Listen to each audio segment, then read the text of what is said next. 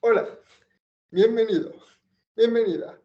Esto es el Recuerdo Vintage, la sección del Rincón del Albacetista en el que viajamos al pasado.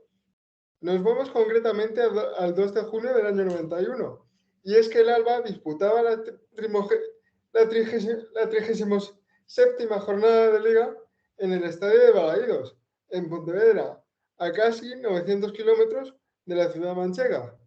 Allí se tenían dos objetivos: ganar para conseguir el ascenso automático, siempre que los rivales no hicieran también lo propio, que lo hicieron, spoiler, y continuar la racha de 2 victorias seguidas, porque el Albacete había ganado antes en Jerez de la Frontera y en casa ante el Eibar por 3-1, en el que, por cierto, Parada marcó su único gol como profesional.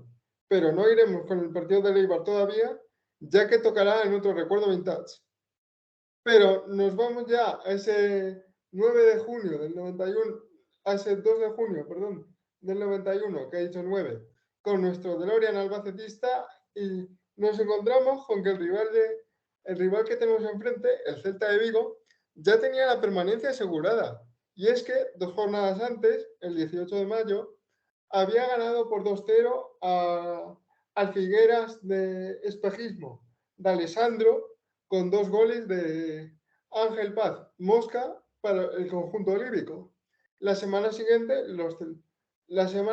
el conjunto líbico perdería por 3-0 en la Nova Creualta ante el Sabadell, lo que ya evidenciaba la relajación del conjunto vigués, que se tomaba este partido como un mero trámite, que había que disputarlo porque había que disputarlo. Vamos ya con las alineaciones. Por parte del Celta jugaron Mate, Otero, Cantero, Mandía, Atilano, Fernando, Fabiano, Nacho, Juric, Mosca y Vicente II.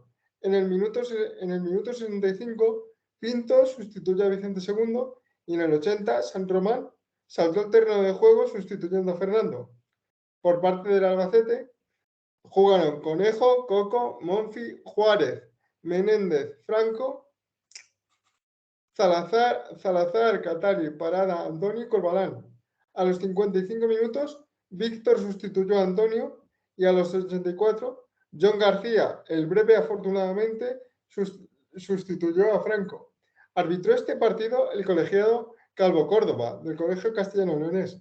Mostró tarjetas amarillas a Manuel Obleda, el médico del Albacete, en el minuto 52, a Nacho en el minuto 67 y a Juric en el minuto 81. Y a Juric y a John García. Expulsó a Víctor por una buena entrada a un rival. Demasiadas tarjetas en un partido limpísimo. Así, los goles fueron en el minuto 61, balón suelto dentro del área que aprovecha Víctor para, de espaldas a la portería, lanzar un globo que se cuela pegado al poste derecho de la portería de Mate. Un Marcelino Mate que después sería presidente de la Federación de Fútbol de Castilla y León. Vamos ya con la crónica, que la hizo Óscar Sanz para el diario Marca, y titulaba así, y decía así: el domingo en Albacete habrá fiesta a lo grande, una fiesta que empezó ayer en Balaídos, hasta donde viajaron cientos de seguidores del cuadro manchego. Esperaban celebrar así directamente tal merecido ascenso de los de Benito Floro, pero habrá que esperar un poquito más, solo 7 días. El Albacete se llevó los dos puntos de Vigo, porque la diferencia entre ambos equipos es abismal. El Celta no se jugaba nada, mientras que los manchegos ponían a acabar definitivamente el histórico capítulo de su ascenso. No lo hicieron porque el resto de aspirantes también ganaron, pero la promoción ya la tienen en el bote. Spoiler, no iríamos a la promoción e iría a Murcia. Pero en eso, como mi canal no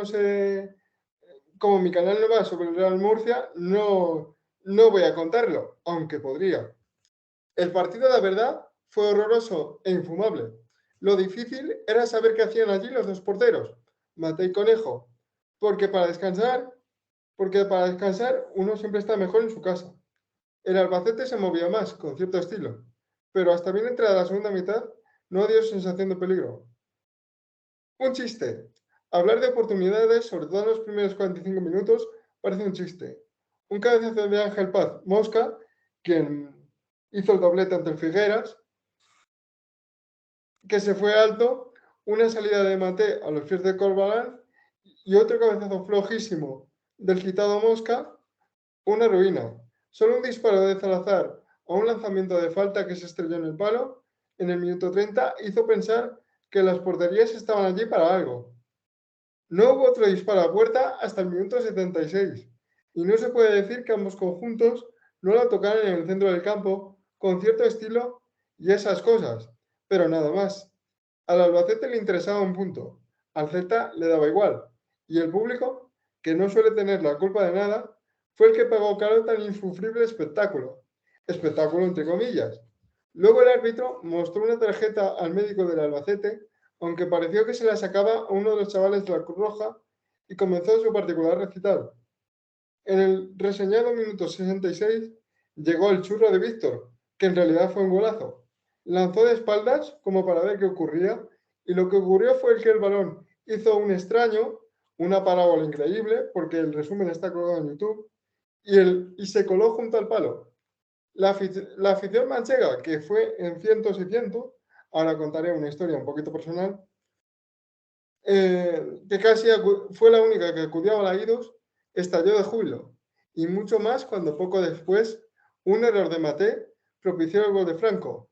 Era el 0-2 que sentenciaba el choque tras hacer un centrochut el propio Manolo. El portero Maté no la cogió y Franco solo tuvo que empujar a portería vacía. Quizá no fue excesivamente justo, pero lo cierto es que el único que hizo algo en la tarde de ayer fue el Albacete. Los de Floro con este resultado no dependían de nadie. Merced a esta victoria, el Albacete no depende de nadie para conseguir el ascenso. Aún así, en caso de empate a puntos con los otros tres implicados, salía perjudicado y sería condenado a la promoción. Consiguiendo una victoria frente al Salamanca, el ascenso estaría conseguido, algo que ocurrió y que ya contamos en el primer capítulo de esta sección del canal. Y la historia personal es que un primo mío nació justamente el 9 de junio de ese 91, mientras el Albacete se jugaba el ascenso y, y tanto mi abuelo como mis padres fueron a Vigo a ver a la que dice ser ahora mismo mi tía. Lo que pasa que tanto mi abuelo como mi padre estaban más pendientes del partido que del nacimiento en sí que se produciría la semana de antes. Con lo cual, parte de mi familia estuvo en tan histórico partido y se juntó con otros cientos de manchegos, que eran los únicos que había casi en el estadio municipal de Balaídos. El vídeo, repito, se puede ver en YouTube y hay desde gente que aprovechó el puente de Castilla-La Mancha, como ese año, el 31 de mayo era viernes, hasta gente que hacía el fin de curso. Sale una pancarta de un colegio de Valdeganga y, por cierto, al ser la primera vez que el Celta y el Albacete se enfrentaban en categoría profesional, ya que las pocas veces que había estado el Celta en primera o segunda división había estado o en primera o en el Grupo Norte en los años 50, se daba la circunstancia de que ese partido fuese el primero en entre los dos conjuntos. Y el Albacete le regaló por cortesía de su patrocinador, Vinos de la Mancha, una caja de vino que entre los jugadores y el cuerpo técnico se llevaron al banquillo. Si quieres conocer más historias del Albacete Balompié, suscríbete y sígueme.